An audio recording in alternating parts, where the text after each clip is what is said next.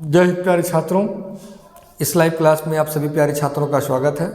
पिछली क्लास में हम लोग चर्चा किए थे कि नाइट्रोजनस फर्टिलाइज़र किसे कहते हैं, उसका क्लासिफिकेशन क्या है।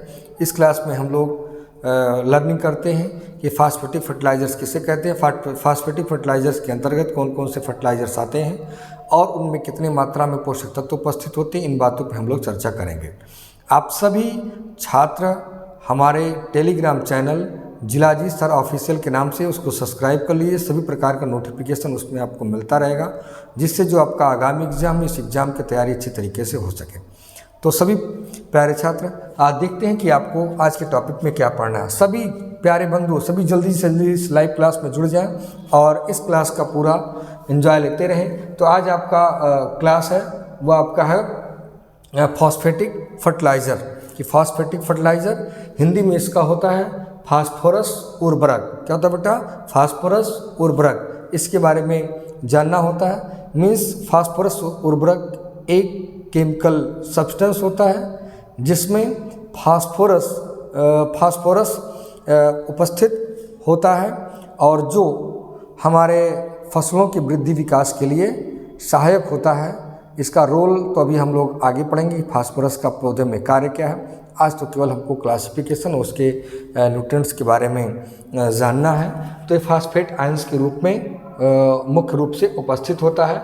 तो इसको हम सॉल्वेबिलिटी के आधार पर 3 वर्गों में वर्गीकृत करते हैं। सॉल्वेबिलिटी के आधार पर मतलब इसको 3 टाइप से क्लासिफाइड करते हैं। एक आपका होता है वाटर सॉल्युबल कंटेनिंग, उसके बाद में फिर आपका होता है साइट्रेट, और एक आपका होता है साइट्रेट एंड वाटर सॉल्युबल। कौन सा ऐसा फर्टिलाइज़र जो दोनों प्रकार में आ सकते हैं। तो सबसे पहले हम लोग चर्चा करते हैं बेटा कि वाटर सॉल्युबल कंटेनिंग फर्टिलाइज़र्स कौन सा है। तो इसमें सबसे पहले जो आता है, इसमें फास्फोरस प्रेजेंट होता है वो मोनो कैल्शियम फास्फेट के रूप में प्रेजेंट होता है। क्या आता है? मोनो कैल्शियम फास्फेट के रूप में वाटर सॉल्युबल फास्फोरस में फास्फोरस प्रेजेंट होता है। इसमें सबसे पहला आपका आता है सुपर फास्फेट।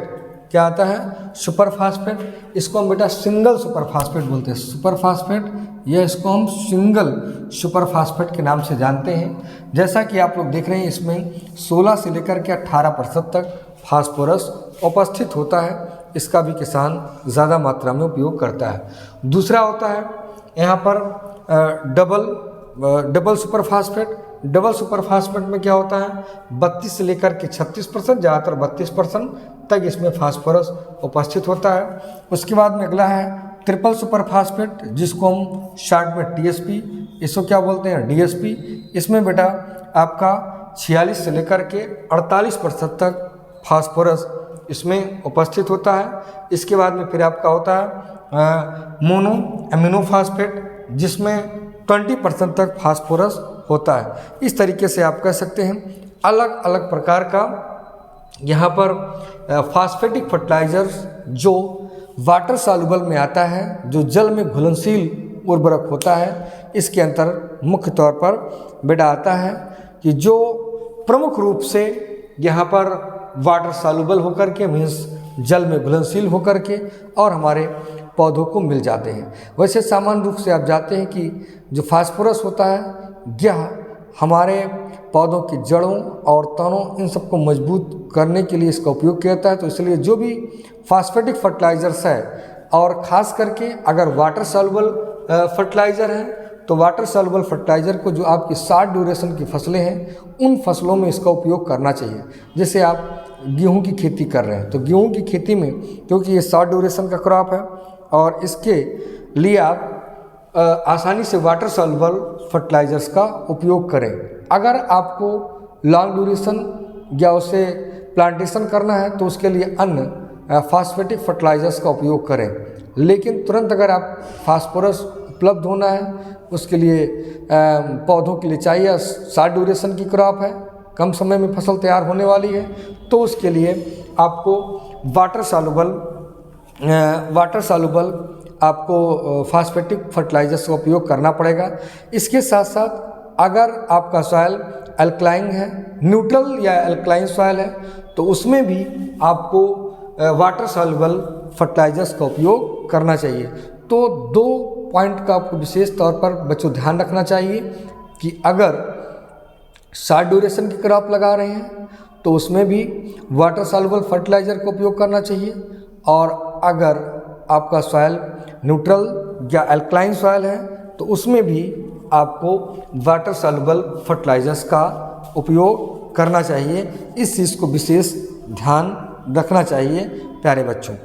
अगला पॉइंट आपका आता है कि साइट्रेट सॉल्युबल फर्टिलाइज़र, मतलब इसमें अगर एसिडिक सॉइल है, कौन सा सॉइल है बेटा? एसिडिक सॉइल है।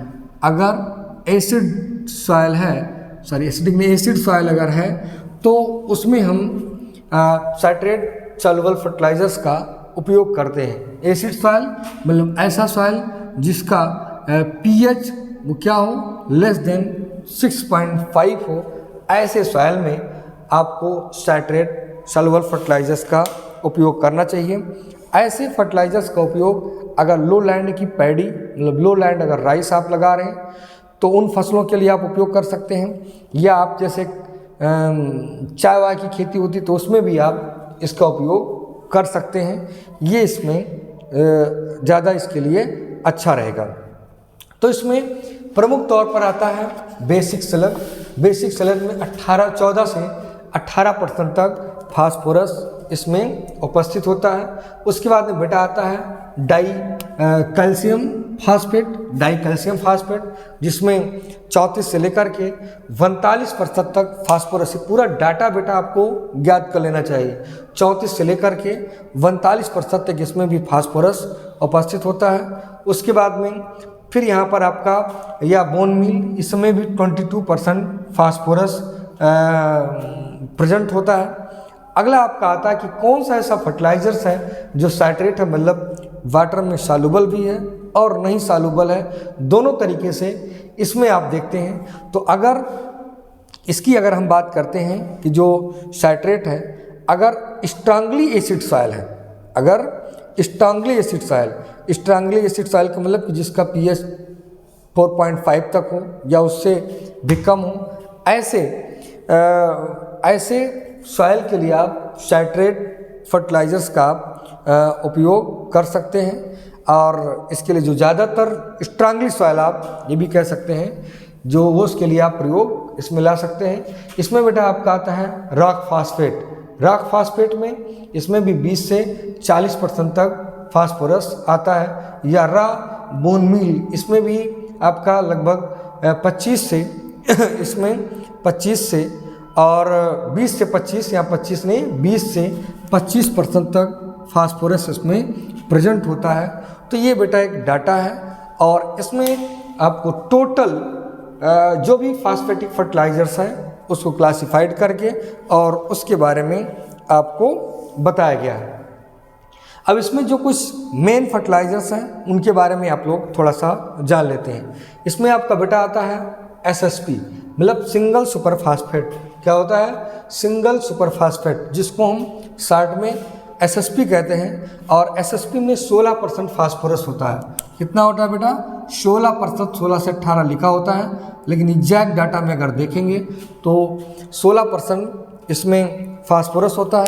और SSP में इसी साथ साथ मीन्स फास्फोरस के साथ कैल्शियम और उसमें सल्फर भी उपस्थित होता है। इसमें बेटा क्या क्या कैल्शियम भी होता है, मतलब इसमें 12% सल्फर होता है और लगभग 12% इसमें सल्फर होता है, और लगभग 21 से 22% इसमें क्या होता है?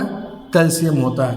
तो ये चीज़ भी फास्फोरस, सल्फर और कैल्शियम, ये चीज़ भी इसमें प्रमुख तौर पर उपस्थित रहता है। और जो SSP है ये सबसे ओल्डेस्ट फास्फेटिक फर्टिलाइजर्स के रूप में भी आता है। सर्वप्रथम इसका उपयोग 1842 में इसके डेट बैक नामक एक वैज्ञानिक थे, उन्होंने ही सर्वप्रथम इसका उपयोग किया गया था। और इसका उपयोग सर्वप्रथम कहाँ पर हुआ था? इंग्लैंड में हुआ था। और इंग्लैंड में सर्वप्रथम रॉक फास्फेट और सल्फ्यूरिक एसिड के रूप में इसका निर्माण हुआ था, और सर्वप्रथम इसको वहीं पर उपयोग करने की बात कही। उसके बाद में अगला इसमें जो एसएसपी के बाद और इसमें आपका डाई कैल्शियम फास्फेट, जिसको हम या बहुत ज़्यादा जो उपयोग होता है डाई कैल्शियम फास्फेट, इसका भी उपयोग करता है। तो इस प्रकार से ये पूरा अपना आप कह सकते हैं कि फास्फोरस की कंडीशंस में फास्फेटिक फर्टिलाइजर्स इसके अंतर्गत आते हैं। तो बेटा इसमें आता भी अगर एग्जाम में क्वेश्चन, तो एग्जाम में ये फास्फेटिक फर्टिलाइजर्स का क्लासिफिकेशन कीजिए, तो इसके अकॉर्डिंग आप क्लासिफिकेशन कर करके और इसका पूरा डाटा आप याद करते हैं। जय हिंद, जय भारत। आप लोग पढ़ते रहिए और अगला वीडियो भी आपको तुरंत जस्ट मिल जाएगा।